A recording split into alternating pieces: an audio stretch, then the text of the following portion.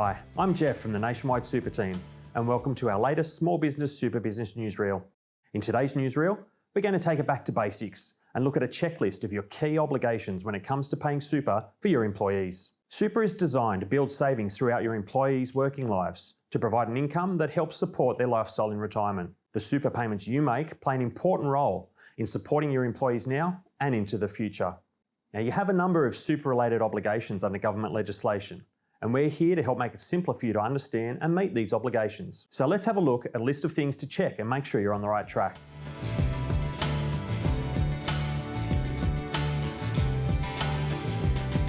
The first is, are you paying super to all your eligible workers? You're required to pay the superannuation guarantee, or SG, for your permanent and casual employees, where they are at least 18 years old or under 18 and working at least 30 hours per week, and earning at least $450 per month before tax. Note that even some contractors may be entitled to super. If you're not sure, the Australian Taxation Office has an eligibility decision tool on their website that helps you work out who you need to make the SG payments for. There's a link to that tool from our website too.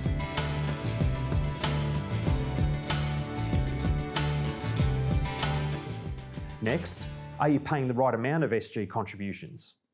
Currently, you need to pay 9.5% of your eligible workers' ordinary time earnings.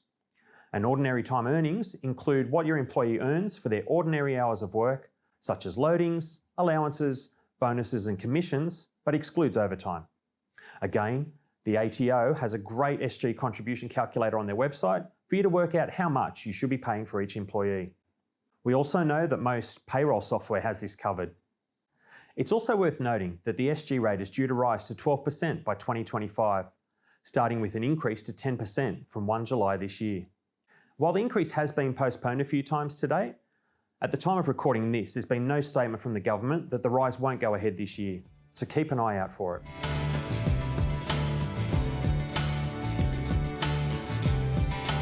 Number 3 is, are you paying super the right way?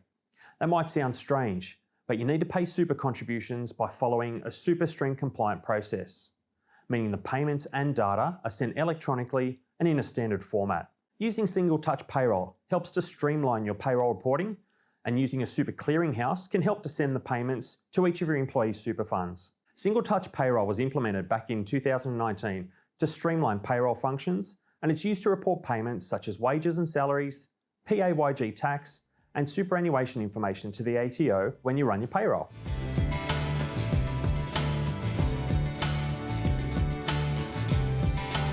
Next, are you paying super to the right place? Most employees can choose which super fund they want you to pay their super contributions. As I mentioned before, using a super clearinghouse can help to send the payments to each of your employees' super funds. Also, if your employees don't make a choice, you'll need to have a default fund arrangement in place. Now, the government also announced something called account stapling in the last federal budget, which is aimed at having people open one super account that then follows them from job to job and stops them from accumulating multiple super accounts.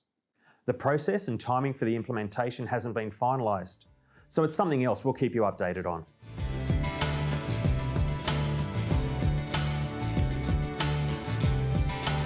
Number 5 is, are you paying super on time? At a minimum, you need to pay super quarterly, and the due date is 28 days after the end of each quarter. You can make payments more frequently if you want to suit your payroll cycle, but just remember that there are penalties which are not tax deductible if you don't pay on time.